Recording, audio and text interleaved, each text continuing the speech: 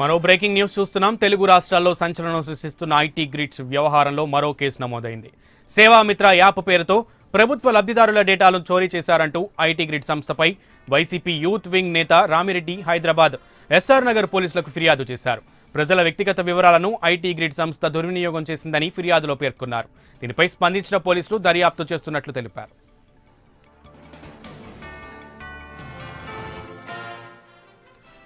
Right ఇదే అంశానికి సంబంధించి మరింత సమాచారం మా ప్రతినిధి కృష్ణ అందిస్తారు. కృష్ణ, ఏదైతే ఈ ఐటీ గ్రిడ్ వివాదం వ్యవహారానికి చేపట్టలో మరి కాసేపట్లో మాదాపూర్ పోలీసుల అదుపులో ఉన్న నలుగురు వ్యక్తులను మరి కాసేపట్లో కుందన్ బాగ్ లో ఉన్న జడ్జి నివాసానికి పోలీసులు తీసుకురానున్నారు.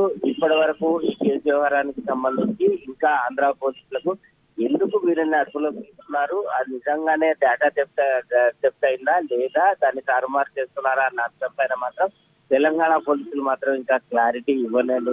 ఈ కేసు వ్యవహారం ఈ నేపథ్యంలోనే ఐటీ గ్రిడ్ కి సంబంధించిన ఉద్యోగి అశోక్ హైకోర్టు అనే హౌస్ మోషన్ పిటిషన్ దాఖలు చేయడం జరిగింది. ఇక్కడ సెక్షన్ 160 ప్రకారం నోటీసులు కూడా ఇవ్వలేదు. సడన్ గా పోలీసులు ఎంట్రీ ఇచ్చి సోదాలని చెప్పి తమ హార్డ్ డిస్కులు తీసేసి నలుగురు వ్యక్తులు తీసుకెళ్లారు. వారు ఎక్కడ ఉన్నారన్న అంశాన్ని కూడా కనీసం జీడీ ఎంట్రీలో పోలీస్ జీడీ ఎంట్రీలో కూడా పొందుపరచలేదు. తమ వారిని చిత్రహింసలకు చేస్తున్నారు కాబట్టి వాళ్ళు చూపించి విచారణ జరిపించాలి అని చెప్పేసి అతను పిటిషన్ పేర్కొనడమే కాకుండా జడ్జి ముందు తన వాదనలు కూడా వినిపించడంతో పిటిషనర్ ఇచ్చిన వాదనలు విభవించిన న్యాయమూర్తి వెంటనే రేపు వారిని నలుగురిని హాజరుపరచాల్సిన ఆదేశాలు జారీ చేశారు.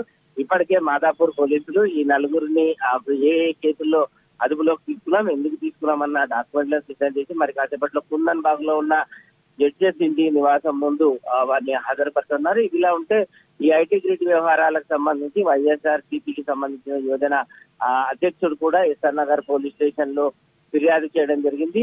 ఐటీ గ్రిడ్ అనే కంపెనీ మీద ఏదైతే ప్రభుత్వం ఈ ప్రజలకు సంబంధించిన ఈ డేటాని అప్పచెప్పి వాటన్నింటినీ తారుమారు చేసే ప్రయత్నం చేస్తుంది. దీనివల్ల రాబోయే ఎన్నికల్లో ప్రజలు ఓటు హక్కు వినియోగించాలా వద్దా అనేది అంతా ప్రశ్నార్థకంగా మారుతుంది. కాబట్టి ఖచ్చితంగా దర్యాప్తు చేయాలని చెప్పి ఆయన ఫిర్యాదు చేయడం జరిగింది. ఎస్ఆర్ నగర్ పోలీసులు కూడా ఈ ఫిర్యాదు మీద కేసు నమోదు చేసి దర్యాప్తు సాగిస్తున్నారు. అయితే కృష్ణ, తెలంగాణ పోలీసుల తీరును ధర్మాసనం తప్పుపట్టినట్లుగా తెలుస్తోంది. అయితే ఈ నలుగురు ఉద్యోగస్తుల్ని కూడా న్యాయస్థానం ముందు హాజరుపరిచినట్లుగా తెలుస్తుంది. అయితే వాదనలు ఎలా జరుగుతున్నాయి, వివరాలేంటి?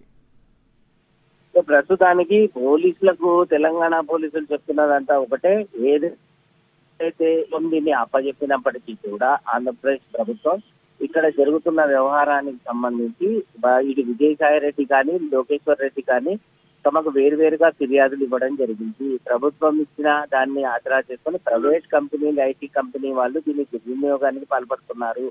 ఓటర్ల లిస్టు జాబితా కానీ ఆధార్ కార్డుల వ్యవహారాలు, గుర్తింపు వ్యవహారాలు, వారి వివరాలను కూడా వాళ్ళు గల్లంతు చేయడం, ఎక్కడైతే కొన్ని పార్టీలకు బలం ఉందని తెలుస్తుందో అక్కడ ఆయా పార్టీలకు సంబంధించిన వివరాలను ఓటర్ల సంఖ్యను వారిని తీసి తొలగించే ప్రక్రియ అనేది పెద్ద ఎత్తున జరుగుతుంది.